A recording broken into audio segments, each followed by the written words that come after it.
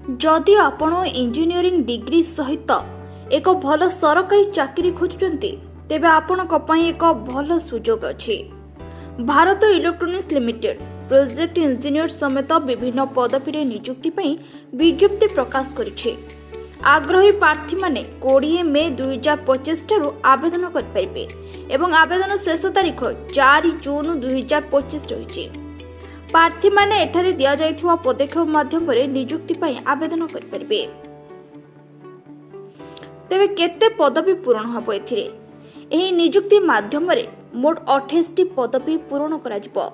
प्रार्थी माने योग्यता एवं अन्य योग्यता संबंधी विवरणी जांच करिया पई